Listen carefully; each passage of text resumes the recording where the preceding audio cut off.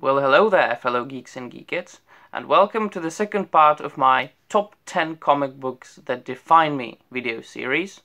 Once again, huge shout out to Omar from the channel Near Mint Condition, who was the main and chief and really the only inspiration for making this series.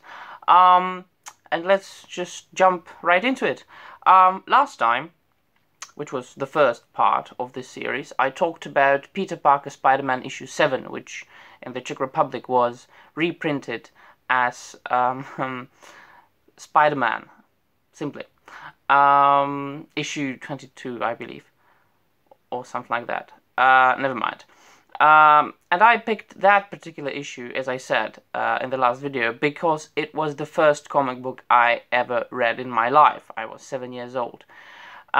This time I picked Blackest Night issue 0 because it was, well, for many reasons really, actually. Firstly, because it is my personal favorite DC Comics event, or really comic book event of all time, Blackest Night. And secondly, because it is the comic book that made me start reading comic books again when I started reading them after some time. As I said, I started reading comics when I was 7, and I was reading them for a long time, and then I stopped for a couple of years. Puberty came. I suppose I was paying attention to some other things, less important things than comic books, let me tell you honestly.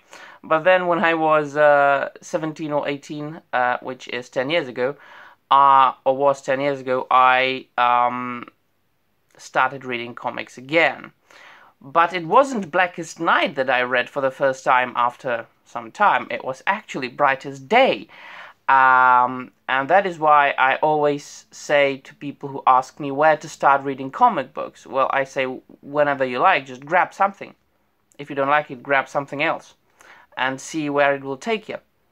I started reading Brightest Day, which, if you want to enjoy Brightest Day to the full extent, you need to read like 2,000 pages of Green Lantern.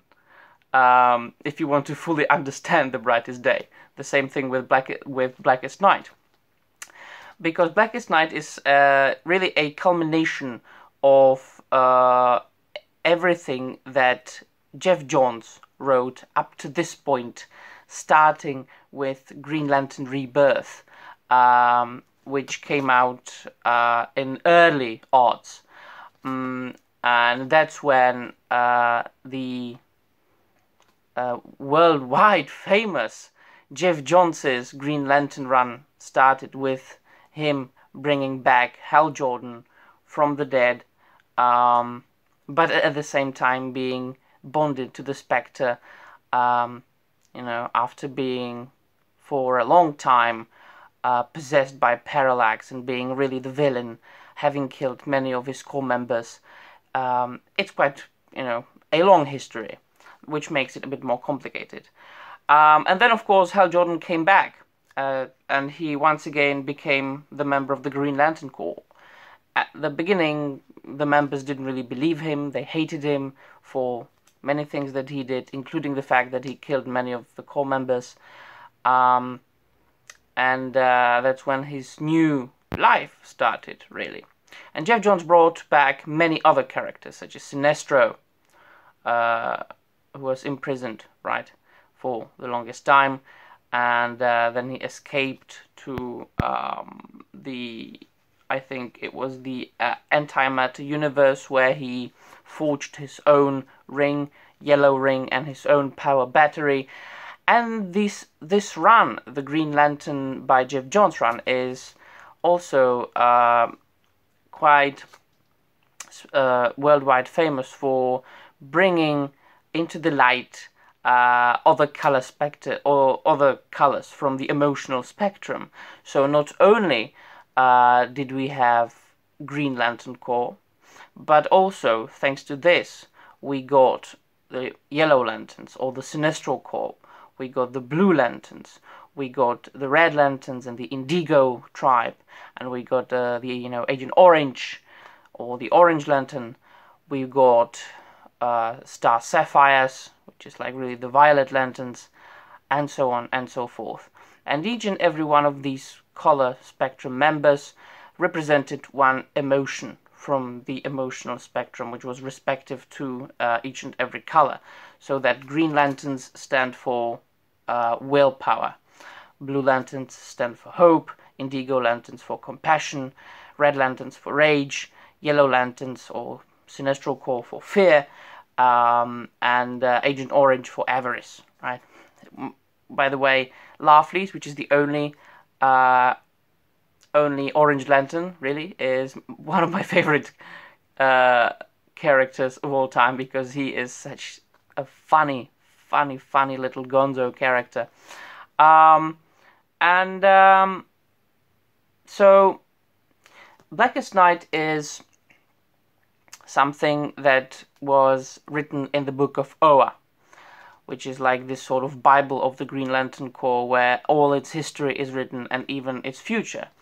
And the Guardians of the Universe, when they wrote it, they predicted, they foresaw something very bad that will happen to the DC Universe. Really, a sort of an apocalypse or zombie apocalypse, which is the Blackest Night, a day when, or after which will come after all the other color spectrum members will arise and they will be at war.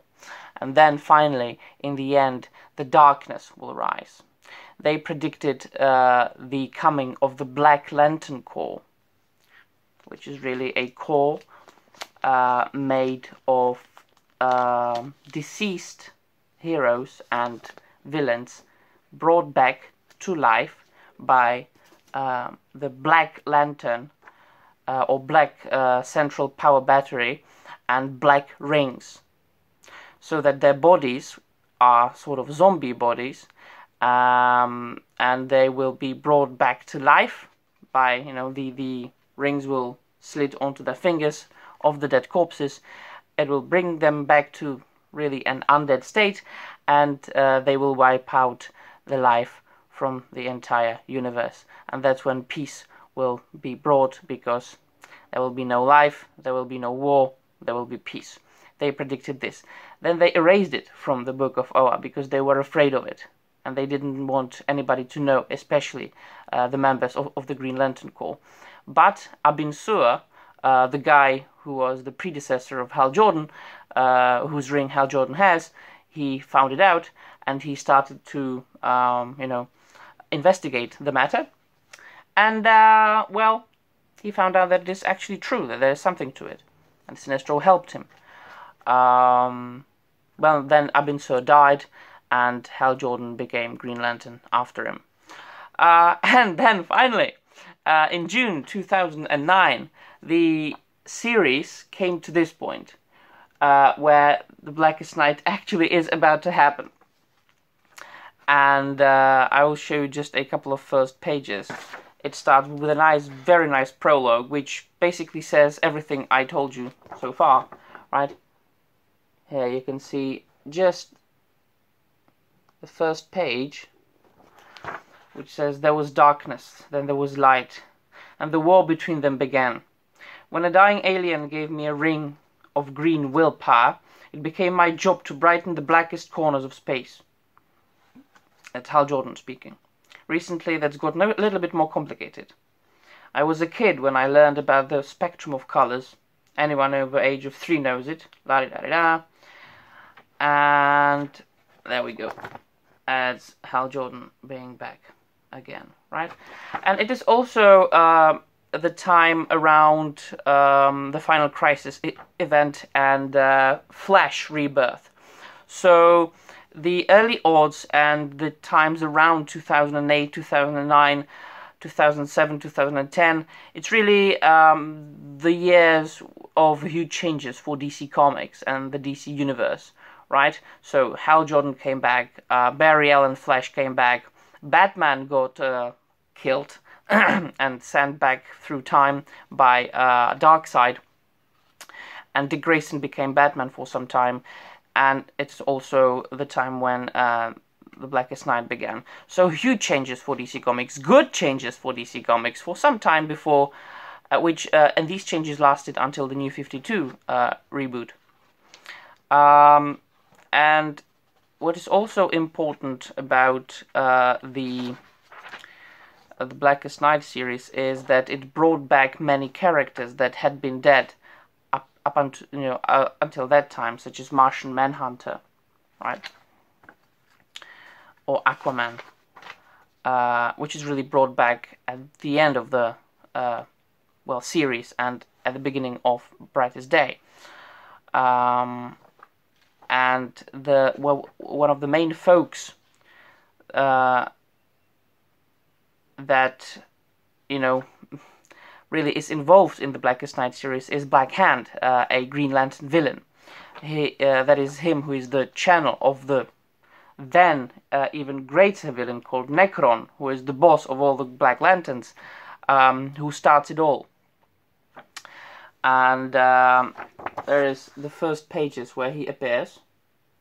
He is at a graveyard where Bruce Wayne's body is buried, but Batman's really not dead, as we know. And in this issue, Green Lantern issue 0, actually, he recites the Oath of the Black Lanterns for the first time. And let me sip on water first. Thank you. And he says, "The blackest night falls from the skies, the darkness grows as all light dies. We crave your hearts and your demise. By my black hand, the dead shall rise." And he grabs the skull of Bruce Wayne from its grave.